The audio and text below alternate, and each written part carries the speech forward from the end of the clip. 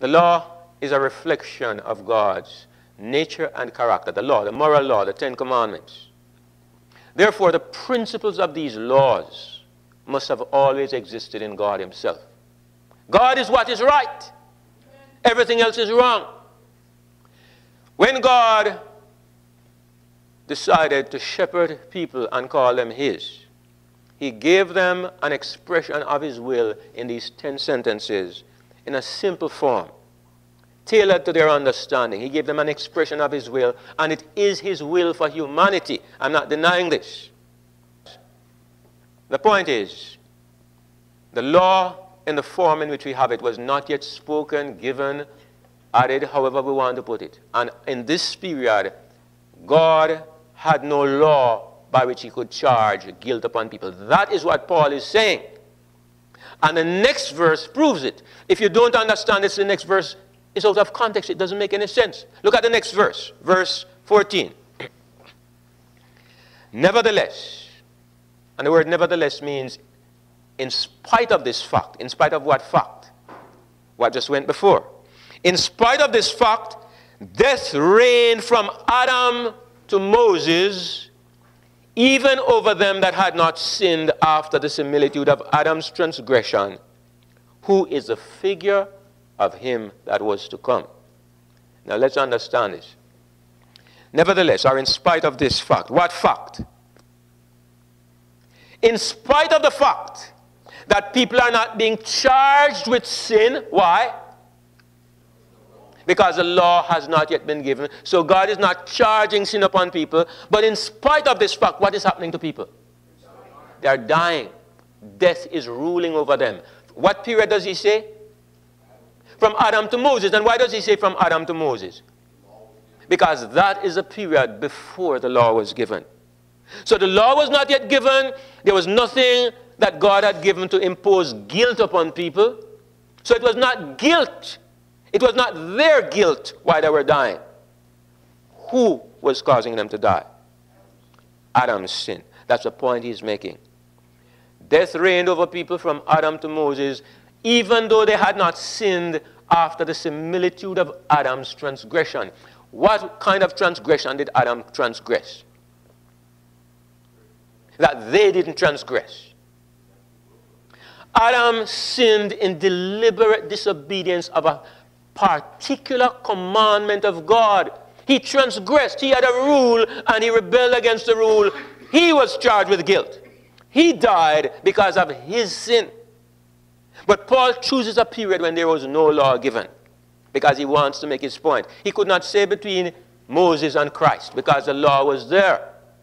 He chooses a period when you can go to the Bible and you can read from Genesis to Exodus 20 and you don't find God giving people laws, and yet people are dying. Because he wants to prove his point. We are not dying because of our sin. We are dying because of Adam's sin. So, this is the basis and the foundation on which we begin to build our understanding of righteousness by faith. The first thing that comes to our attention is that my condition is not my fault. And somebody said, that's dangerous. You're not going to acknowledge that you are to blame. No. I acknowledge that I have a problem. But I'm not going to say it's my fault. I wasn't in that garden. I didn't choose to be born this way. I was born this way without any input at all. From the moment I was born, from I was a baby, they called me, my mother gave me a little name, Jimmy. And I gave so much trouble, a lady came to the home one day and she said, stop calling him Jimmy, call him by his name David, because maybe the name will help him to be better, because I gave so many problems. I mean, I couldn't sit beside my mother at the dining table because I was always creating mischief. I was always getting a slap or something, so I started sitting on the other side of the table. Before I could think, I was like that. I didn't choose to be that way. When my parents spoke to me and counseled me, I wanted to be better. I wanted. Inevitably, I found myself doing the wrong thing. Was that me? I mean, today you can say I'm to blame because I'm a big man and I know better and I've had years of experience, and if you want, you can put blame upon me now. But don't do it to me when I was a little child I didn't even understand what was going on, and I was taking this road. Was that me, or was it something that somebody else imposed upon me? Adam is the reason, but I have the problem. And it's not a question of who is to blame, because I noticed that that is one of the things that comes out prominently in this discussion. Who is to blame? People seem to want to be able to fix blame upon you so that they can have an excuse for roasting you, consigning you to the roasting fire. They want to be able to say, you are guilty, you are going to roast. And they seem to get some perverse satisfaction out of it. God is not seeking to blame people. He's seeking to help people. We only need to understand the problem so that we can understand that we need help. So who is to blame is not the issue. We acknowledge Adam is to blame. He would be the first to acknowledge it. Having repented, he would be the first to acknowledge, I am the cause of it. The wonderful thing is that having understood how it has happened and what has happened, we can move to the other side of the picture and see, if this is the case, I didn't choose to be helpless. I didn't choose to be in this condition. Is it possible that the other side of the formula is just as true? Somebody makes a choice for me. Somebody goes through the difficulty for me. Somebody achieves the victory for me and says, you can have it as easily and as simply as the first life became yours. Amen. The thing is, brothers and sisters, you know, when we first got into this discussion and there was some opposition, one sister wrote and she says, this group is denying the new birth.